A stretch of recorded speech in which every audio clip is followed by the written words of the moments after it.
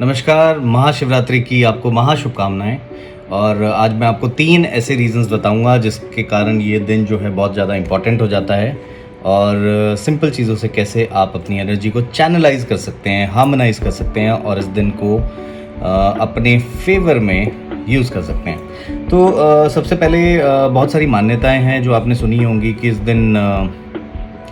दिन शिव जी ने विष पी लिया था और वो नीलकंठ बन गए थे। एक कहानी है कि इस दिन शिव और पार्वती की शादी हुई थी। एक कहानी है इस दिन शिव जी ने डांस ऑफ डिस्ट्रक्शन किया था। तो इन तीनों कहानी में अगर देखा जाए तो रीजनरेशन और एक नई लाइफ की शुरुआत जो है वो कॉमन होती है। जैसे डांस ऑफ डिस्ट्रक्शन था, वो एक साइकिल होती है जैसे लाइफ की। तो पहले डिस्ट्रक्शन होता है, देन फिर दोबारा से एक नए क्रिएशन के लिए रास्ता बनता है। तो इट इज़ अगेन नई शुरुआत। फिर आपका जो विष इन्होंने पिया था शिव जी ने, वो भी अपने कंठ में रख लिया था। तो ये विशुद्धि चक्र होता है हमारे गले में एक, जो रिस्पॉन्सिबल होता है बहुत सारी चीज़ों को रिसाइकिल करने के लिए और दोबारा से शुद्ध करने के लिए। तो ये भी एक नई शुरुआत या रीजनरेशन को डिस्क्राइब करता है। और तीसरा, इस दिन शादी हुई थी, तो यानी शिव विच इज़ मैटर, यानी साइंस में इसको मैटर कहते हैं, और शक्ति यानी पार्वती, एनर्जी। जब matter and energy comes together, life happens, यानी जीवन की शुरुआत। तो महाशिवरात्रि जो है वो कई पहलुओं से अगर देखें तो बहुत ही इम्पॉर्टेंट दिन हो जाता है for celebrating life, generation of life and sustenance of life. अब इसको मैं समझाता हूँ बेसिकली थोड़ा एस्ट्रोनॉमिकली और थोड़ा लॉजिकली। तो एस्ट्रोनॉमिकली इस दिन जो हमारा नॉर्दर्न हेमिस्फेयर ऑफ अर्थ होता है, ये सन के काफ़ी पास चले आता है और जो मून है उसकी पोजीशन होती है ऑलमोस्ट टुवर्ड्स अमावस या न्यू मून जिसको कहते हैं। कृष्ण पक्ष यानी वेनिंग मून पीरियड, जब चंद्रमा जो है वो घट रहा होता है, उसके जब 14 दिन पूरे हो जाते हैं, अमावस आने वाली होती है, उस दिन, उस रात को महाशिवरात्रि कहते हैं। और ये यूजुअली फागुन और माघ महीने की जो कृष्ण पक्ष की चतुर्दशी होती है उस दिन मनाया जाता है। अब इस दिन होता क्या है, इस दिन चंद्रमा जो है वो वीकेस्ट होता है एंड इट इज़ अगेन, जैसे डांस ऑफ डिस्ट्रक्शन में उसके बाद एक नया कंस्ट्रक्शन शुरू होने वाला है, एक संरचना शुरू होने वाली है, उसी तरीके से moon is also on the verge of starting a new journey. अब यहाँ से चंद्रमा बढ़ते चले जाएंगे।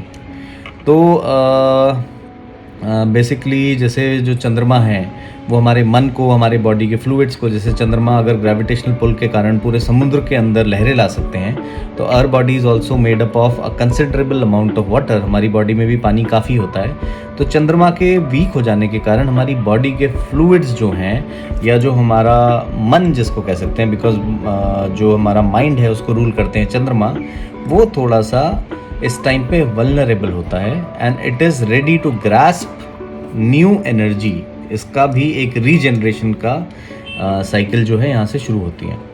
तो इस दिन आप अगर सिंपल ब्रीदिंग एक्सरसाइजेस करें और एक सिंपल चैंट करें, तो उससे कहीं ना कहीं, जैसे एक हमारी कॉर्पोरेट लैंग्वेज में कहते हैं ना, रिफ़्रेश, तो आप अपनी बॉडी को एक रिफ़्रेश बटन दबा के रिजुविनेट कर सकते हैं। अब आप इसको 2 तरीके से कर सकते हैं, बहुत ही सिंपल।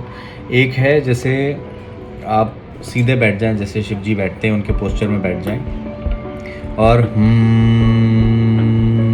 इसका चैंट करें। आपके गले में इसका असर महसूस होना चाहिए। ये आपके विशुद्धि चक्र को एक्टिवेट करेगा और कहीं ना कहीं जो रीजनरेटिव प्रोसेस है पूरी बॉडी के अंदर, उसको एक्टिवेट करेगा। दूसरा, आप सिंपल शिव जी के तरीके से पोस्चर में बैठ सकते हैं और कुछ नहीं, रात के टाइम सिर्फ शिव शिव शिव इस नाम का उच्चारण कर सकते हैं। अब आप रिलीजियस एंगल इसमें ना जोड़ें तो अच्छा है। आप शिव बोल के देखें, आपके बिल्कुल बॉटम ऑफ जो स्टमक है वहाँ से आवाज़ ऊपर को आएगी, शिव शिव। तो अगर आप ये कंटिन्यूसली करते रहते हैं तो ऑटोमेटिकली कपालभाति हो जाती है, which is very good to balance vata element. Vata यानी air element in your body. अब क्या होता है, जैसे हमारी जो फूड साइकिल होती है, हम विंटर में एक गरिष्ठ भोजन यानी एक हैवी भोजन खाते हैं, जिसके कारण हमारी जो डाइजेस्टिव फायर होती है वो continuously over a period of months, कई महीनों से बहुत तेज़ी से जल रही होती है। अब समय आ चुका है कि समर्स आएंगे, अब हम थोड़े हल्के खाने की तरफ बढ़ेंगे, तो अब इस आग को हल्का करने की ज़रूरत है। तो जब आप किसी आग को हल्का करते हैं तो उसके अंदर से गैस और जो एक्सेस हीट होती है वो निकलती है।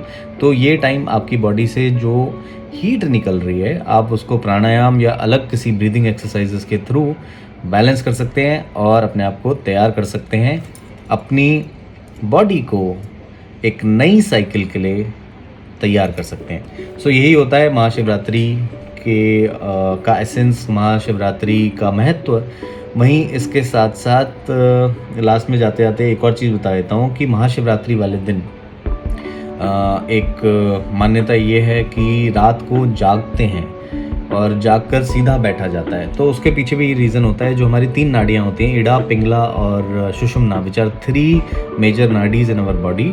जब हम सिटिंग पोजीशन में होते हैं, जब हमारा स्पाइन स्ट्रेट होता है, तभी वो एक्टिव रहती हैं। और अगर आप उस टाइम पर ये ब्रीदिंग एक्सरसाइजेज, मेडिटेशन ये सब करते हैं तो वो जो एनर्जी है वो अच्छे से पूरी बॉडी में चैनलाइज हो जाती है। और दूसरी एक और चीज़ ये है कि जैसे जब मून एक न्यू मून की प्रोसेस में जा रहा है, वीक होने से अब धीरे धीरे नए मून बनने की प्रोसेस में जा रहा है, तो मून क्योंकि ग्रेविटेशनल पुल है, इस दिन ग्रेविटेशनल पुल बहुत ज़्यादा तेज़ होता है, तो हमारी बॉडी के फ्लूइड्स भी नीचे से ऊपर की तरफ ट्रैवल करते हैं। तो अगर हम स्पाइन स्ट्रेट करके बैठते हैं तो it can travel easily and the process of regeneration, rejuvenation can happen easily. तो ये सब थे इसके कुछ साइंटिफिक महत्व। प्लीज़ इनको समझें, दे आर वंडरफुल, और इनको अगर फॉलो कर सकते हैं तो नथिंग लाइक इट। एंड अच्छा लगा तो ये वीडियो आगे शेयर कीजिएगा। सभी को महाशिवरात्रि की शुभकामनाएं।